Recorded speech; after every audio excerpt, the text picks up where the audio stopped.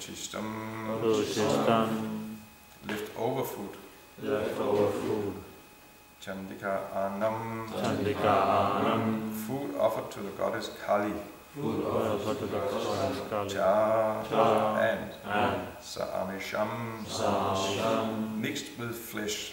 Mixed with flesh. Vishala Aritam.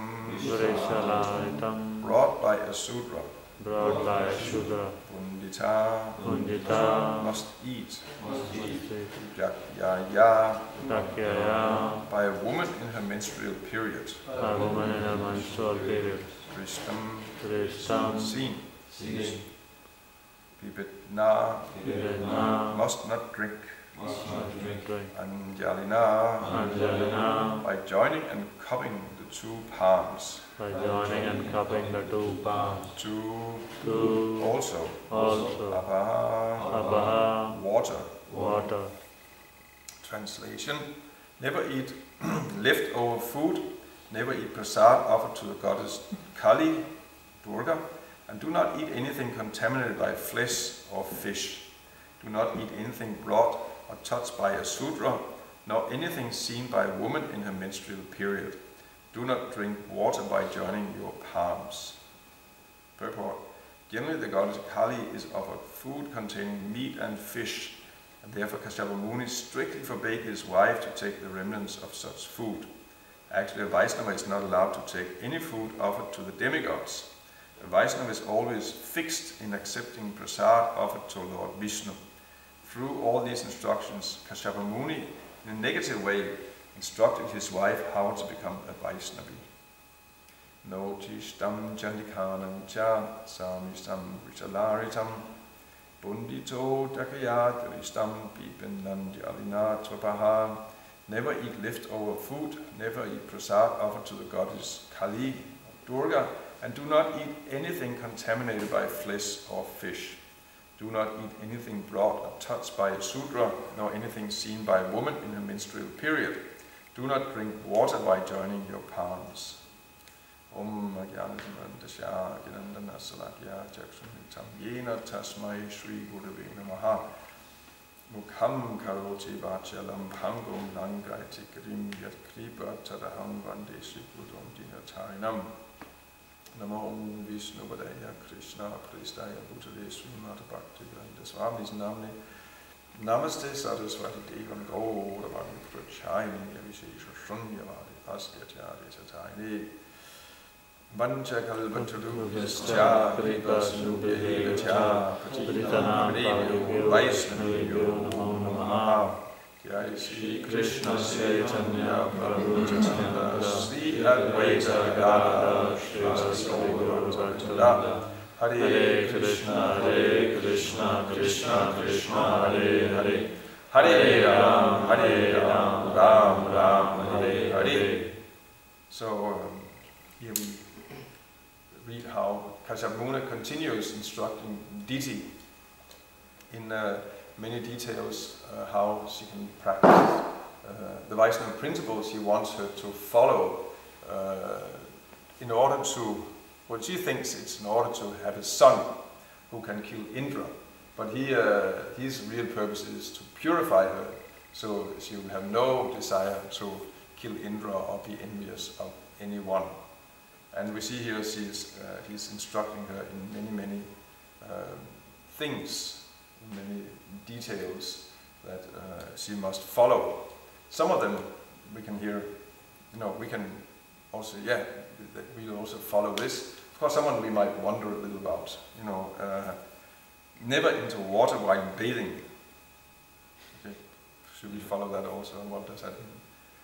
I guess it means you don't go into a river, but you can draw out a bucket of water and then pour the water over you, and in this way you can bathe. That must be okay, isn't it? Or is that what it means? Never drink water by joining your palms like this. Is that a principle we follow? Is there anything in Hari Bhakti Vilas that we're not supposed to drink water like that? Never heard. So we see there are, the instruction given by Kashyapa Muni. I mean, some of the points we also supposed to follow, and some points. Maybe they're details. A comment maybe you're not supposed to eat anything from your left hand if you cup with your both. So maybe you touch your left hand, maybe that's why it's considered maybe low class. Maybe, yeah. Just the offering, just the... So, in any case, the point is, maybe it's a detail you're supposed to follow, maybe not. The real point is that there are principles and there are details. Prabhupada mentions that in Nectar Devotion. Prabhupada writes there that, and actually he's paraphrasing Rupa Goswami, who's written the Nectar Devotion, the Bhakti Rasamrita Sindhu, which we are reading every morning. And there, one place, Rupa Goswami, while explaining the book, he writes that his brother, Sanatana Goswami, has compiled the Hari Bhakti Vilas, which has many, many details about how one should practice, living as a Vaishnava. And, all the details, all the the details we are following, and the rituals, and our customs, and how we eat, and how we bathe, and like that. This actually comes from the Hari Bhakti Vilas. Sanatana Goswami compiled the Hari Bhakti Vilas under the instruction of Sri Chaitanya Mahaprabhu, and in cooperation with actually Gopal Bhatta Goswami. Gopal Bhatta Goswami was, another of the 6 Goswamis, and it seems like he was actually one who was really doing the thorough research and pulling out all these all these details from many scriptures, and also from tradition. Gopal Bhatta was born in South India in the family of, he was the son of Venkata Bhatta, and he was he belonged to the specific succession of Ramanuja Acharya. So these are South Indian Vaishnavas, and they have so many, rituals and all kinds of, when you go to the toilet, afterwards you have to wash your hands, I don't know how many times, and actually, of course you also have some in mantras, and then when you leave the bathroom, actually, in many cases they even have a pump or a tap outside the bathroom, where finally you're supposed to wash your hands and feet, and you shouldn't touch the tap or pump. Someone else should come and pump the water for you, so you can wash your hands and feet properly without contaminating, because you're contaminated out from the bathroom. And so they have many, many details that they're following. And Gopal Bhatta Goswami, being from this background, he was involved in compiling all these details that Vaishnavas are following. So that's Hari Bhakti Vilas. Do we have the Hari Bhakti Vilas now in English, or? Probably do. Probably someone has probably translated it. It has many, many details. And Rupa Goswami, he writes in the Nectar Devotion that how Sanatana Goswami has compiled the Hari Bhakti Vilas. So in this book, Bhakti Rasamrita Sindhu, he simply intends to elaborate the important points and not all the details. And Prabhupada then explains that actually Rupa Goswami, he simply wants to discuss the principles and not the details. The principles are those things which are always applicable in all circumstances to every person in all times. And then there are details. They may be applicable to one person in a particular time and circumstance. They may not be applicable to others. And Prabhupada gives the example that it's a principle that one must accept a spiritual master, and one must follow his instructions. Precisely what the instructions are and how one follows, that may be a detail. one spiritual master may instruct his disciples to follow certain details, such as don't ever enter water while you're bathing. Another spiritual master may not instruct like that.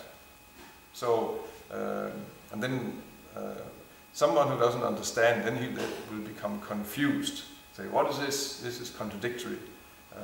He's, and there's something wrong here. One of them must be wrong, like that. But no, it's not like that. The principle is you follow the instruction of the spiritual master, and this different spiritual masters can give different detailed instructions, also depending on disciples and so on. Just like Prabhupada came here to the West, and he actually what he gave is a very not watered down, but he all the principles that Vaishnavas normally follow. Prabhupada just gave the most essential principles, most essential practices, because there's no way here in the West we don't have a background where we can we can follow all these details. For us it's overwhelming simply that we have to chant 16 rounds, and we're up in the morning, and we have to wash our hands and mouth after eating, and feet also. Actually we're supposed to wash our feet, hands, and mouth, and after eating, and also before actually. Small things like that. It's even that can become quite overwhelming. I know Prabhupada when he also, one of the things he was struggling with was devotees, don't put your fingers in your mouth. Mouth is a completely contaminated place. It's just as contaminated as the anus, and you don't put fingers in your mouth. We don't bite our nails. We don't, things like this. And if one does, then one should go and wash one's hands. It's an impure place. So I know, in any Brahminical family, it's just normal. Here in the West, everyone is, no one has really any understanding of what, cleanliness or purity means. Cleanliness means then you're eating, and afterwards you're eating, you lick your fingers, and then you wipe out in your hands. Can you clean? Can anyone see anything? There's nothing to be seen, so we clean. That's cleanliness in the West. Mainly, it's a lot to do with some certain appearance. You look clean, if you're not closely inspected, you can pass in a crowd and you look somewhat clean, and that's good enough. But that's not very cleanliness. Very cleanliness actually is purity. It's a different level of cleanliness. It's a higher level of purity. And there, actually, as soon as one has touches one's mouth, or actually the openings of the body, all the openings of the body actually are dirty, and everything that comes out of the, I don't should get into detail what comes out of the different openings of the body. Just about to touch my eyes. Even the eyes, it's also. If you clean your eyes, wash your hands afterwards. Always like that. And also after eating, one should probably wash one's hands, mouth, and also feet. Actually, sometimes we don't do it here in the West with the feet. Maybe it's too cold. We get like that. But at least the hands and mouth should always be properly washed. And also after drinking water. And one can drink water brahminically, like drink and not touch one's lips. But even in if you go to a Brahminical family in India, even then after that they would wash their hands and mouth, even after drinking, even they don't touch a cup. I don't think we don't follow that, do we? How many follows that? So I don't follow. So let's hope it's a detail. But there's so many details. So probably he simply tried, taught us the basics, which is quite overwhelming for us from a Western background anyway. And so Prabhupada gave details according to time, place, and circumstance. It's one principle in the Vedic scriptures that there is time, place, and circumstance. And instructions, they can vary, according to time, place, circumstance, person, and so on. So Prabhupada, he gave the principles. The principle is that one must accept a spiritual master and follow his instructions. And precisely what one is being instructed, again, that might vary from spiritual master to spiritual master. And even it might vary from disciple to disciple. The spiritual master may instruct in certain respects one thing to one disciple and give a different instruction to another disciple that may be there.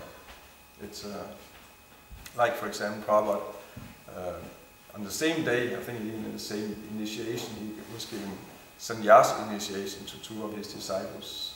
So one of them, he told that the duty of a sannyasi is always to travel and never to stay in one place for more than 3 days, and always travel around and preach. This is the duty of a sannyasi. And then the other one, he told the duty of a sannyasi is a sannyasi should never leave Vrindavan. He should simply stay here in one place. Stay in one place and always serve Krishna here.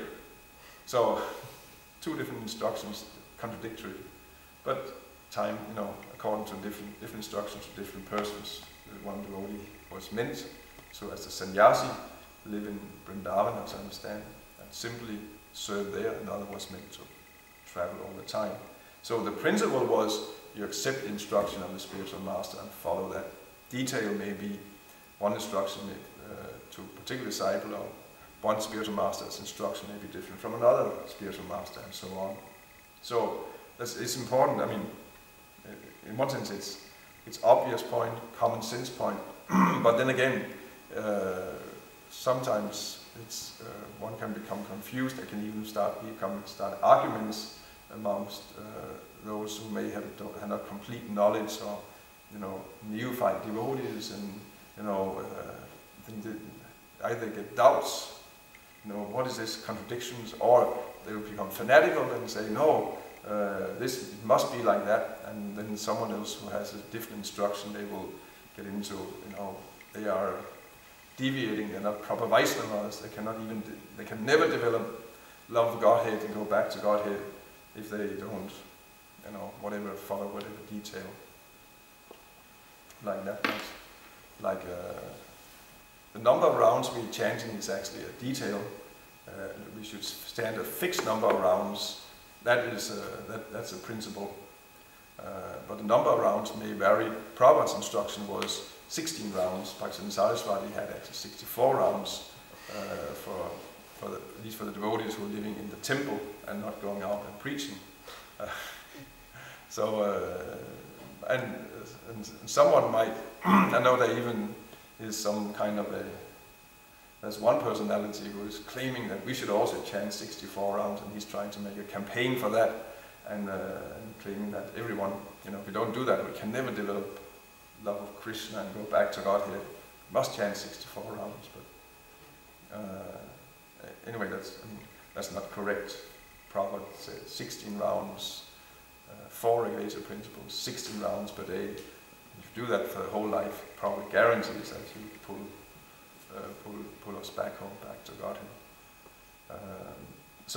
But you see, if one doesn't understand, Bhaktivinoda Saraswati's circumstance was a different circumstance than Prabhupada's circumstance. So that's one thing we see here, that Diti is getting different detailed instructions that she's meant to follow.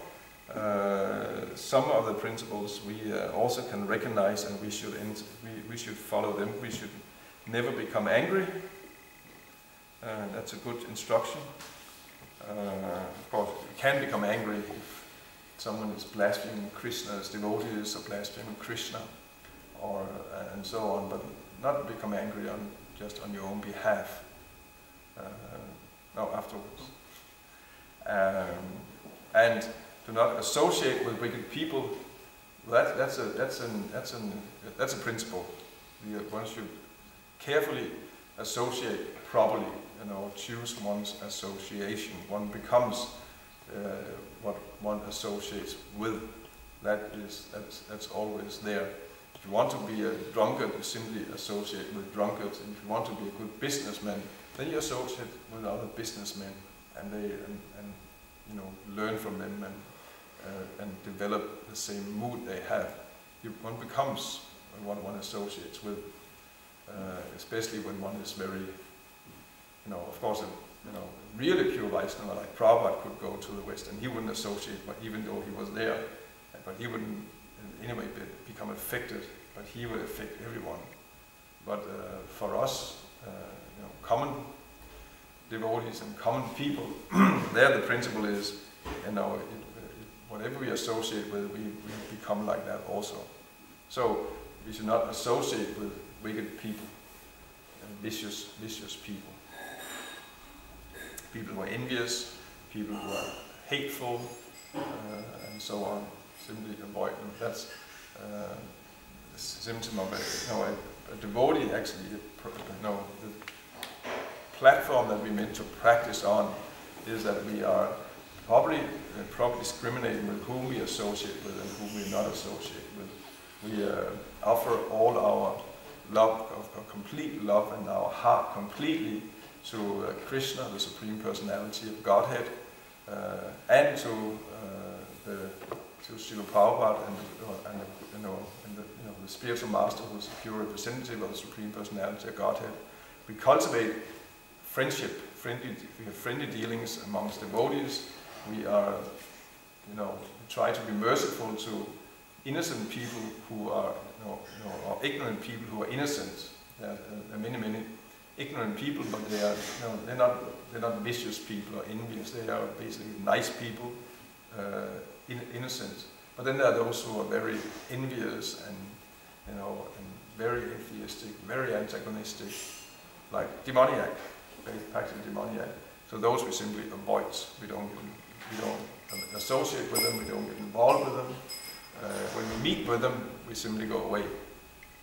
We don't get into fights with them, anything like that. We simply avoid them. In this way, one learns how to properly associate. So that's never wear clothes that have not been properly washed. Yes, we follow that, definitely. Always have clean clothes. Only wear clothes. Don't put on the clothes that what you were wearing yesterday. Every day put on clean clothes. It's of course, then we get into some details. Certain fabrics you can actually wool and silk you can wear more than one day. They don't become dirty. Wool and silk? Yeah. On the altar, especially on the altar, this has to be followed. Like cotton must be washed. If you just have had it on, it's already dirty, so it must be washed again. Cotton can only be used maximum one day, and you go on the altar and work on the altar. Cotton has to always be completely washed. But wool and silk, they don't get dirty in the same way. So actually, I have in the drawer in there, I have a silk chadar. When you're on the altar in Arsik, then one has to have a chadar on one's upper part of the body, and I have a silk chadar in there, which which is in a drawer, and I use it every time, and it's not washed in between. Maybe washed once a month or something like that, or even just taken out and just being purified in the wind. Wool and silk actually wool especially can purify simply by hanging out in the wind, and the wind will purify it, or will clean it. So there are details for different kinds of which fabric it is, but actually, the principle is that one should wear clean clothes every day. Put on clean clothes. Do not put on a garland that has already been worn.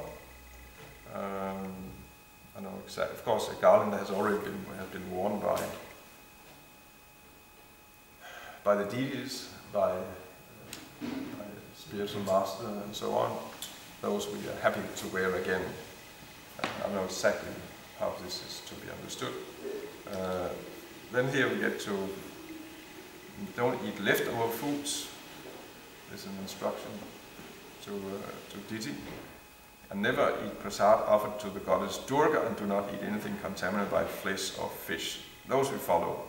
We are very strict to simply eat prasad from Krishna's prasad, food that has been offered to Krishna, not food that has been offered to different demigods and so on, or food that has not been offered. For us actually, maybe Durga Prasad is not such a huge problem we have here in the West. In India, it's very common that you can get Durga Prasad, and that has meat in it, and often slaughterhouses actually are being disguised as temples of Durga, and then they just have slaughterhouses, and then they offer it to Durga, and then people think they're eating Durga Prasad. Actually they're not. Mother Durga, she is a great Vaishnavi. She is a wife of Lord Shiva. She is actually a great Vaishnavi. She actually only eats, she only eats the prasad of her husband, Lord Shiva. Shiva doesn't eat, he's also a Vaishnava, so he does not eat meat. All the meat that has been offered to Goddess Durga actually is not accepted by her. It's accepted by all the ghosts and hobgoblins and dead spirits who are associated with her. So that's actually when people, they might think they're eating Durga Prasad, no, they're eating Buddha Prasad. And they can result from that also.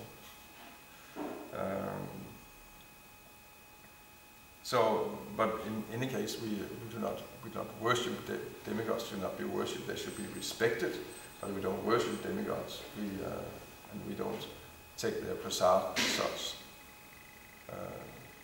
We take only Krishna prasad, and that's a very, very important principle. So always, so simply has as a principle. I'll not touch anything. I will not let my tongue touch anything that has not been properly offered. And that's not a detail. That's a principle. If one follows that, one will actually, that in itself one will develop a love for Krishna simply by doing that, and one will be able to control one's senses completely. It will be actually so easy to control one's senses. One will never be tempted to eat anything. Even one might be on the street or pass by a shop and it has all kinds of cakes and chocolates or whatever one used to eat. But no, it's not offered. It cannot be offered. And there's no attachment to it at all. If one follows it properly, if one is a little loose with it, then it becomes maybe it could be. No, it's not. Then one might be a little. Will allow the mind a little space, and maybe it's possible. And then the mind can take over, and one can again fall down and eat things which actually one should not eat. But if one has a simply strict principle, only what has been properly offered, I'll only eat that and never anything else. Controlling the senses, controlling the tongue in terms of eating actually becomes very, very easy. It's very, very easy. And it's obvious, meat and fish, this is not, we should not eat that. It's after a while, it's not even, don't even have to mention it. It means like you don't have to mention in the book that you don't eat stool or you don't eat stones. These are similar things that cannot be eaten. It's not in the category of eatables.